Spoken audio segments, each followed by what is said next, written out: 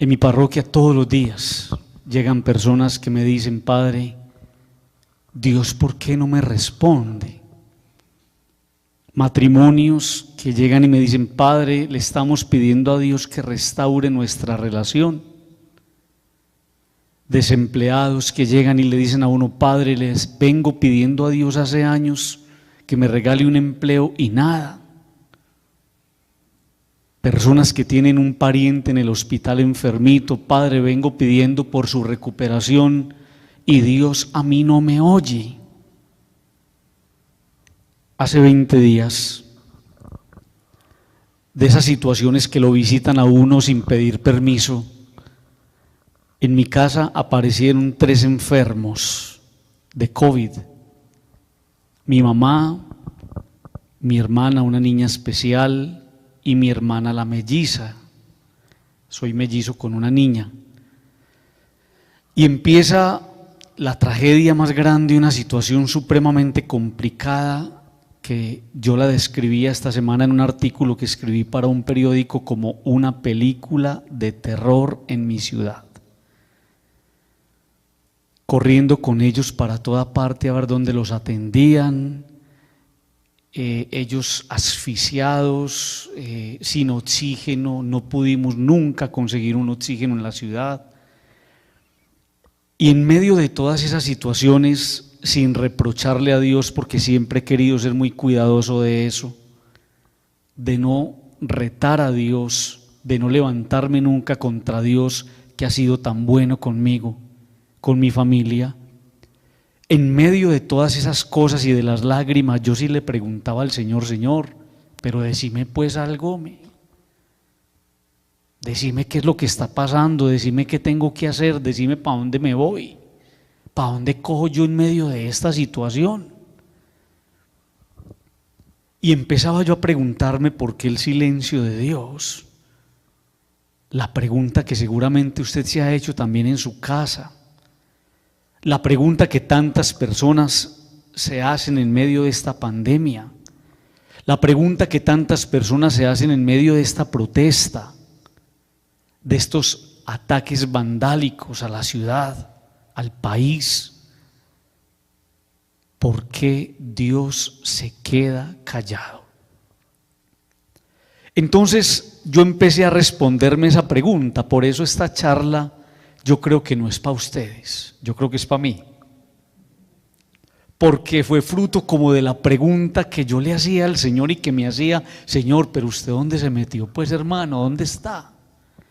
Y entonces permítanme en esta noche compartirles una charla sencilla, pero que creo que nos puede ayudar para nuestra meditación.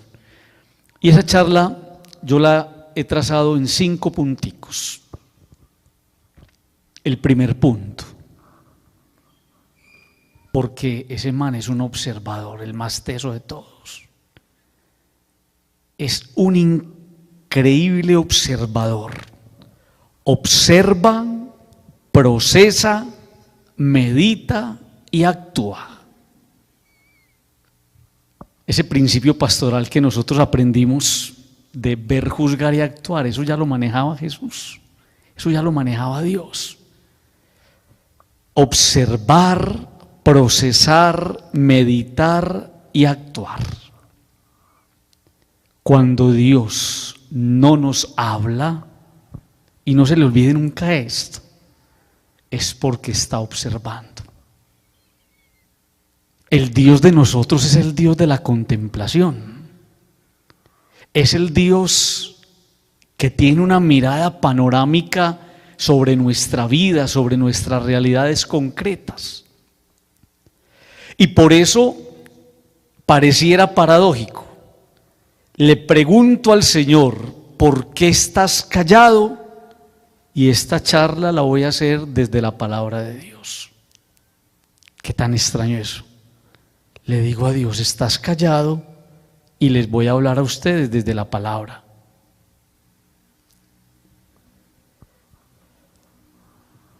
En ese diálogo que tiene el Señor con Natanael, Felipe le dice a Natanael: hemos encontrado al Mesías. Es el hijo de José, el hijo de María. Venga, y lo mira, venga y lo puede ver. Y cuando Jesús ve que se va acercando Natanael, va a decir: he ahí un hombre que tiene un corazón bueno, un hombre sensato, un hombre justo. Y Natanael le va a decir: Señor, pero usted ¿cómo me conoce a mí? Y Jesús le va a decir: cuando estabas debajo de la higuera, yo te vi. Mire, si Dios tiene tiempo y es capaz de gastar tiempo para ver a un hombre parado debajo de una mata determinada, con determinado nombre, ¿cómo no va a tener tiempo para mirar tu realidad en una familia concreta cuando tú eres lo más importante para Dios? Y podría el Señor decir: cuando estabas allá en tu casita, en tu hogar, con tus hijos, familia Pérez Jaramillo, familia Trujillo Sánchez, allá, yo ya te había visto. Y amigos, a mí me llena de alegría eso. Me llena de alegría pensar que Dios no está hablando, pero Dios nos está mirando. E ir entendiendo esa pedagogía de Dios. Observa, procesa, medita y actúa. Miren lo que nos dice el libro del Éxodo en el capítulo 2:25. Pasaron muchos años, murió el rey de Egipto, y los israelitas se lamentaban bajo la esclavitud. Gritaron, y los gritos de auxilio de los esclavos llegaron a Dios. Oyó Dios sus lamentos y se acordó de su alianza con Abraham, Isaac y Jacob. Y escuchen: y miró Dios a los hijos de Israel y los reconoció. Los miró. Están angustiados, tienen dolor en el alma, están pasando necesidades y le piden a Dios que los auxilie. Y Dios no les responde, pero Dios los miró y los reconoció. Miren lo que dice el Salmo 35:22. Tú lo has visto, Yahvé, tú lo has visto. Tú has visto la enfermedad, tú has visto mi situación familiar, tú has visto mi matrimonio resquebrajado, tú has visto mis hijos en las drogas, tú has visto mis deudas, tú has visto. No te calles, Señor, no estés lejos de mí. Cuando usted sienta que Dios está callado, inmediatamente diga: no está callado, está observando. Dios está mirando mi realidad, porque soy importante para Él. Toda revolución de parte de Jesús inicia con su mirada. Escuchen esto tan lindo. Cuando el Señor va a hacer algo así grande, es porque ya lo ha mirado antes. Está mirando el cáncer de una persona, está mirando su enfermedad grave, está mirando la situación de una familia que está a punto de separarse. Toda revolución de parte de Jesús comienza con una mirada. Y miren esto tan interesante. Jesús fijó su mirada, Juan 1:42, en él y le dijo: tú eres Simón, el hijo de Juan, tú te llamarás Cefas, que significa Pedro. Toda revolución grande en Jesús comienza con una mirada. Se fijó en él, le cambió el nombre, le entregó un proyecto de vida y empezó la construcción de la más grande empresa, que es la iglesia de Jesús. Miren, amigos, lo que está a punto de desmoronarse en su casa o en su vida personal, el Señor es capaz de cuadrarlo con una simple mirada. Lucas 19:5. Al llegar al lugar, Jesús miró hacia arriba y le dijo: Zaqueo, baja pronto, porque hoy tengo que hospedarme en tu casa. Se fue para la casa y fue tan grande esa visita que Zaqueo fue capaz de decir: hoy ha llegado la salvación a esta casa. Una mirada logró la conversión de un corazón. Una mirada amorosa logró transformar la vida de una persona. Lucas 1:13. Al verla, escuchen esto, el Señor se conmovió y le dijo: no llores. Primero la vio y luego le habló. Esa es la pedagogía de Dios. Primero observa y luego se manifiesta. Primero observa y luego expresa. Tenía un hijo y lo había perdido, la viuda de Naín. Al verla, el Señor se conmovió y le dijo: no llores. Las palabras de Dios son sus acciones. Escuchen eso tan bonito. ¿Cuáles son las palabras de Dios? Son las acciones de Dios. Entonces, desde que nos levantamos, Dios nos está hablando, porque las palabras de Él son un amanecer bien lindo. Las palabras de Él son el aire que podemos respirar. Las palabras de Él son el desayuno que tenemos en la mesa. Las palabras de Él son una mamá que viene, me abraza y me dice: hijo, te amo. Las palabras de Dios son sus acciones.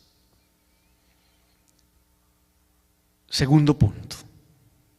Mire que lo que estamos haciendo es respondiendo esa pregunta: Señor, ¿usted por qué tan calladito, hombre? Segundo punto, con el cual yo he ido respondiendo esa pregunta. Dios permite primero los temblores, es un charrome, para ponerlo todo en su lugar. Tan paradójico eso. Dios permite primero que todo tiemble y se sacuda, que pase por la zaranda, para ponerlo todo en su lugar. Es una pedagogía muy extraña. Amigos, qué difícil entender la pedagogía de Dios, de que Él trabaja desacomodando. Cuando usted vea que las cosas se están poniendo patas arriba, cuando usted vea que las cosas no le salen bien, cuando usted vea que en su casa está algo pasando que les está pegando del techo, es porque Dios tiene que estar trabajando. Y Dios, para poder acomodar, desacomoda. Miren, amigos, esto. Génesis 1:1. En el principio creó Dios el cielo y la tierra. La tierra era caos y confusión y oscuridad por encima del abismo, y un viento de Dios aleteaba por encima de las aguas. Todo era desorden, todo era caos, todo era oscuridad. Y allí, en medio del desorden, por eso ese segundo punto es interesante, permite primero el desacomodo, el caos, los temblores, para luego Él poner todo en orden. Entonces, cuando usted vea que su familia, su relación afectiva está patas arriba, no es para que usted sencillamente se eche a dormir en los laureles, no. Es para que usted, teniendo una mirada de fe, usted sea capaz de pensar, de meditar, de reflexionar, de discernir, de hacer lectura de lo que está pasando. Y seguramente lo que está pasando es que Dios está trabajando. Dios está poniéndolo todo en orden. Génesis 1:3. Dios dijo: haya luz, y hubo luz. Pero antes de la luz, ¿qué había? Caos y oscuridad. No podemos desconectar esto del primer punto. Dios está callado. Dios está observando. Y observa el caos. Y observa la enfermedad. Y observa la necesidad. Y observa las deudas. Y observa los problemas familiares. Y Dios dijo: haya luz, y hubo luz.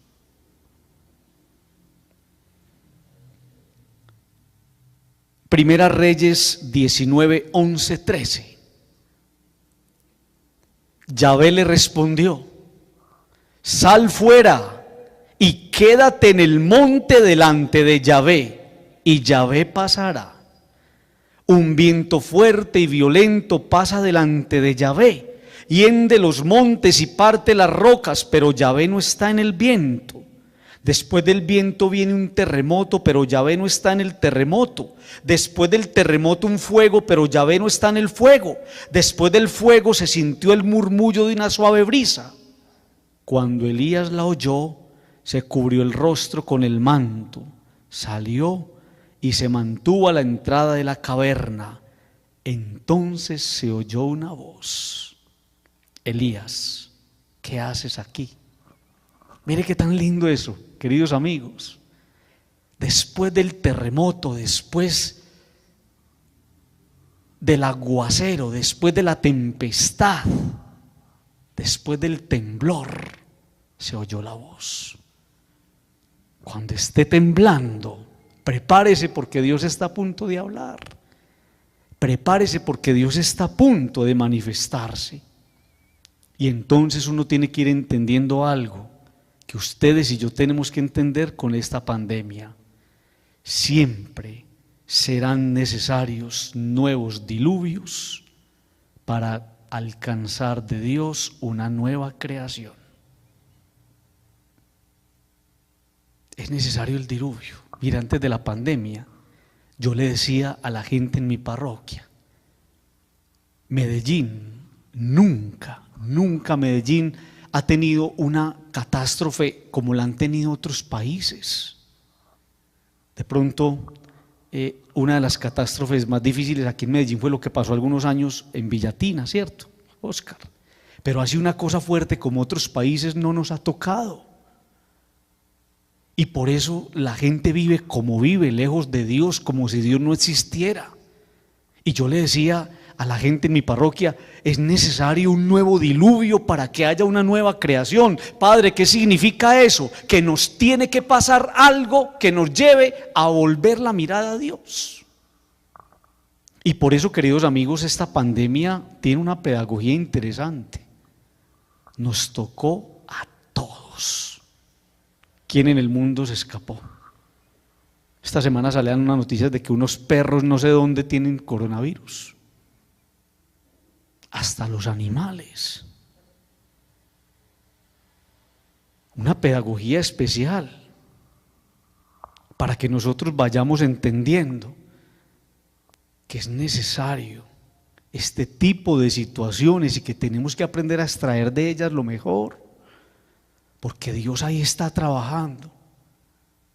Es necesario un nuevo diluvio que nos sacuda en el piso, que nos arandee en la vida, para que nosotros, volviendo la mirada hacia arriba, descubramos que ahí está Dios. Tercero, el silencio de Dios tiene un nombre: es su paciencia. El silencio de Dios es su paciencia. Padre, entonces Si la paciencia es espera, ¿qué espera Dios? Dios está esperando de cada uno de nosotros signos de conversión. Miren, amigos, indiscutiblemente la prueba nos lleva a confrontar nuestra propia vida. Es que no puede estar uno viviendo lo que está viviendo. No puedo yo estar viviendo esa situación familiar que acabo de contarles sin revisar mi vida, sin que esto me confronte con mi pecado, sin que esto me confronte con mi fragilidad, sin que esto me lleve a pensar yo qué tengo que cortar en mi vida, yo qué tengo que frenar, de qué manera yo o mi familia o nosotros estamos ofendiendo a Dios. El silencio de Dios es su paciencia. Y aunque Dios no manda estas cosas, Dios las permite esperando frutos de conversión. Miren lo que dice el profeta Miqueas, capítulo 3, versículo 4. Clamarán a Yahvé, pero Él no les responderá. Tan duro eso. Ustedes le pedirán a Dios y Él no les responderá. Entonces les esconderá su rostro por los crímenes que cometieron. Hay un principio moral que dice que uno tiene que resarcir lo que dañó. Y pareciera que la vida nos pusiera en esa dinámica. Ser capaces de ir arreglando lo que hemos ido dañando. Pareciera que la misma naturaleza estuviera alzando la mano y nos estuviera diciendo: péguenme pasito. Y por eso se van levantando huracanes y la tierra empieza a estremecerse y hay derrumbes donde uno creyera que nunca van a haber derrumbes y avalanchas constantemente en todas partes. El silencio de Dios es su paciencia. Mire lo que dice el libro de Job en el capítulo 30, versículo 20. En medio de toda su angustia, la angustia de un hombre que fue capaz de decir un día: ¿Yo por qué no me morí? ¿A mí por qué no me abortaron? ¿Yo por qué tengo que vivir lo que estoy viviendo después de todas sus pérdidas? Y en medio de su angustia este hombre es capaz de decirle al Señor: te pido auxilio y no me respondes, me presento y no haces caso. ¿Cuántas veces ustedes y yo le hemos dicho eso al Señor? Yo te pido auxilio y usted a mí no me responde. Usted a mí es que no me quiere, hombre, ¿yo qué te hice?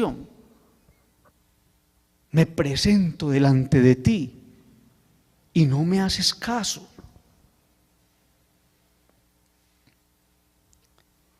Miren, amigos, este texto que nos va a ayudar a entender bien eso.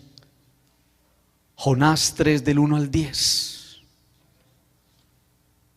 Comenzó Jonás a entrar por la ciudad y caminó durante un día, proclamando: dentro de 40 días Nínive será destruida. Creyeron en Dios los ninivitas, proclamando el ayuno, y se vistieron de saco grandes y pequeños. Llegó el mensaje al rey de Nínive, se levantó del trono, dejó el manto, se cubrió de saco, se sentó en el polvo y mandó al heraldo a proclamar en su nombre a Nínive: hombres y animales, vacas y ovejas, no prueben bocado, no pasten ni beban, vístanse de saco, hombres y animales, invoquen fervientemente a Dios, que se convierta cada cual de su mala vida y de la violencia de sus manos. Quizás se arrepienta, se compadezca Dios, quizás es el incendio de su ira y no pereceremos. Y escuchen: y vio Dios sus obras, su conversión de la mala vida, se compadeció y se arrepintió Dios de la catástrofe con que había amenazado a Nínive y no la ejecutó. El silencio de Dios es su paciencia. ¿Y qué espera Dios? Que nosotros nos convirtamos. Es una manera muy linda, pedagógica y especial de Dios hablar. Dios habla esperando. Cuarto punto. Un silencio que desespera y que se calma en la espera. Escuchen eso.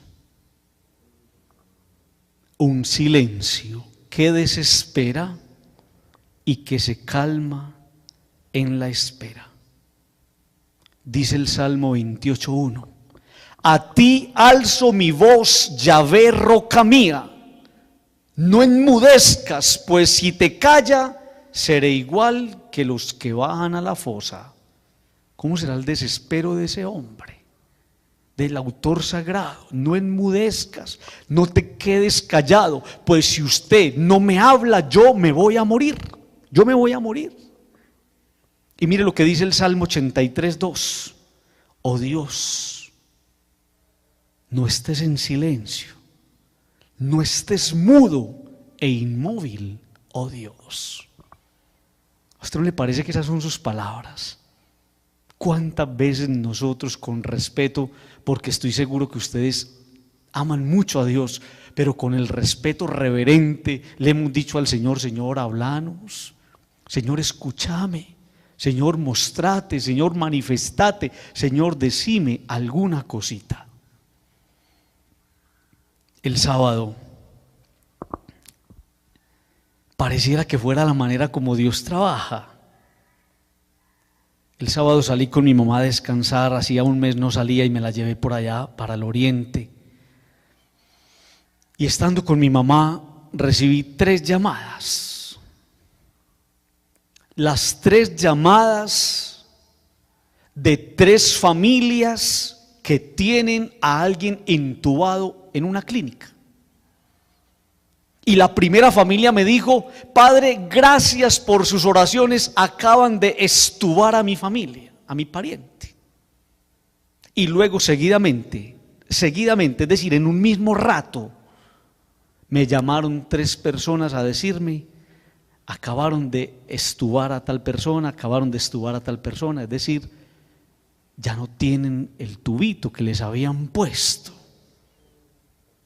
Y yo me puse a hacer cuentas mentales y decía: ellos entraron después de mi hermanita. Mi hermanita está intubada hace 17 días hoy. Y a ellos los intubaron después de mi hermana y los extubaron antes de mi hermana. Y yo decía: ay, Señor, ¿qué pasa pues ahí, hombre? Yo sí le pregunté, ¿pero qué pasa ahí? Y saben ustedes la respuesta que me tranquilizó el alma: las cosas no se hacen como usted quiere, sino como yo lo dispongo. Las cosas no son cuando usted lo reclame, sino cuando yo lo considere oportuno. Y eso me llenó de paz. Entender que no es cuando a mí me dé la gana, entender que no es cuando yo quiera, entender que todo está y hace parte de una pedagogía divina y que Dios se la está jugando toda y que detrás de todo eso Dios tiene un proyecto para nosotros. Mire, el día que nosotros entendamos eso, queridos amigos: Señor, ¿por qué le respondiste a ellos y a mí no? No, es que todavía no llegó el momento suyo, espérese un poquito. Y saben ustedes qué va haciendo Dios en la espera: nos va zarandeando, nos va moviendo las seguridades para que nosotros terminemos reconociéndolo a Él como la más grande seguridad. Quinto punto: la respuesta de Dios. Isaías 42:14. Escuchen eso tan bello. Mucho tiempo callé, estuve en silencio, me contuve. Me está hablando en pasado. Mucho tiempo callé, ya no estoy callado. Estuve en silencio, ya no estoy en silencio. me contuve, ya no me contengo. ¿No les parece muy lindo eso? Que Dios rompió el silencio, que Dios nos está hablando. Y mire lo que nos va a decir la carta a los Hebreos: Dios, habiendo hablado muchas veces y en muchas maneras en otro tiempo a los padres por los profetas, en estos postreros días nos ha hablado por el Hijo, al cual constituyó heredero de todo. Dios rompió el silencio. Por eso ese quinto punto es la respuesta de Dios. Señor, ¿usted qué pues? ¿Por qué tan callado? No, ya les hablé. ¿Cuándo? Miren a su lado. Los ciegos ven, los sordos oyen, los cojos andan. A los que están tristes se les anuncia la buena noticia del reino. Dios nos habla por medio del Hijo, y dice el texto, a quien constituyó heredero de todo. ¿Sabe qué significa eso? Que Él tiene la respuesta a todo lo que usted necesita, porque Él lo heredó todo. Todo está en el Hijo. Es maravilloso ese texto de Juan 1:18. No me lo voy a leer todo, voy a saltar algunas partes. En el principio existía la palabra, y la palabra estaba junto a Dios, y la palabra era Dios. La palabra en el principio estaba junto a Dios. Por medio de la palabra se hizo todo, y sin ella no se hizo nada de lo que se ha hecho. Y mire lo que dice más adelante: la palabra era la luz verdadera que alumbra a todo hombre. Al mundo vino y en el mundo estaba, pero el mundo no la conoció. Vino a su casa y los suyos no la recibieron.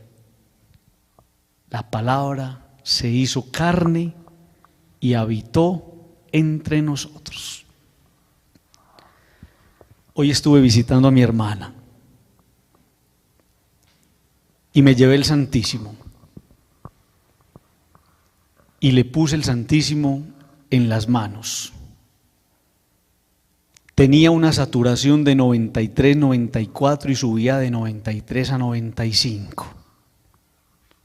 Y escuchen esto que les voy a decir. Cuando le puse el Santísimo en las manos, la saturación se subió a 100. Una cosa extraordinaria. Y yo pensaba, Dios mío, es que si yo te tengo en la Eucaristía, es que yo tengo que creer que usted está en la Eucaristía. Usted está ahí. Si yo no creo eso, entonces yo no sé dónde estoy parado. Si yo sé que usted está en la Eucaristía, lo que yo le voy a llevar a mi hermana es a Jesús. Y se lo acosté al rincón. Y cuando se lo puse al rincón, miré el monitor y subió a 100. Nunca la había tenido en 100, nunca, en estos 17 días. Y entonces Dios, al que yo le preguntaba por qué estaba tan callado, me empezó a responder. ¿Y saben ustedes qué me respondió? Cuando sientas que estoy callado, entonces más Jesús, más oración, más palabra y más Eucaristía. Cuando sientas que estoy callado, más Jesús, más palabra, más oración y más Eucaristía. Esa es la respuesta de Dios. A veces tan indescifrable, pero siempre hablando de una y mil maneras. Voy a terminar contándoles una historia. Cuenta una antigua leyenda noruega. Vamos a escuchar para que entendamos bien esto. Sobre un hombre llamado Haakon, que siempre miraba una imagen de Cristo crucificado en una cruz que era muy antigua.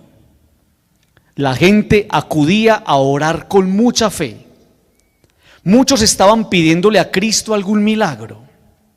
Un día, el ermitaño Haakon quiso pedirle un favor impulsado por un sentimiento de generosidad, bondad y amor, se arrodilló ante la cruz y le dijo: Señor, quiero padecer y morir por ti.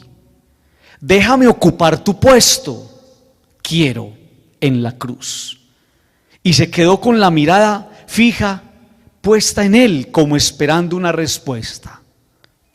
El Señor abrió los labios y le habló.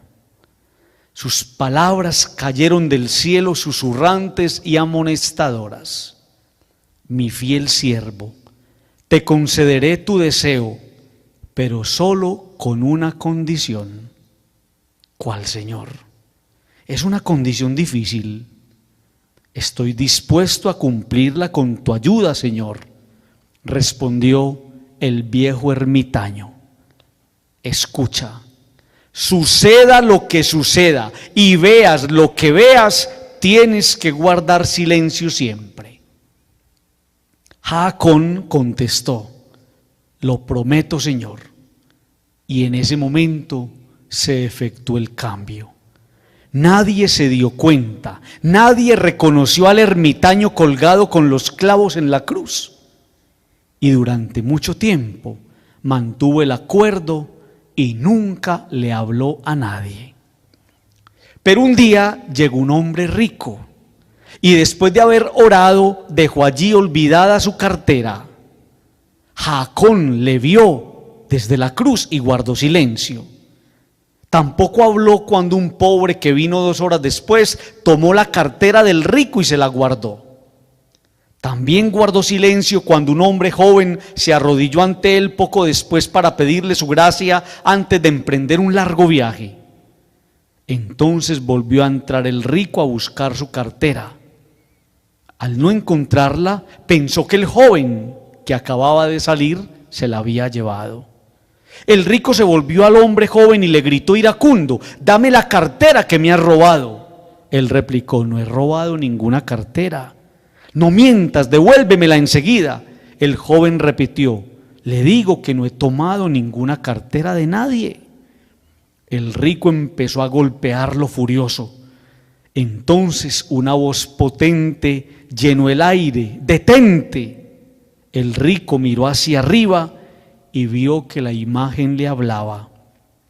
Jaacón, que no pudo permanecer en silencio, gritó defendiendo al joven e increpó al rico por la falsa acusación.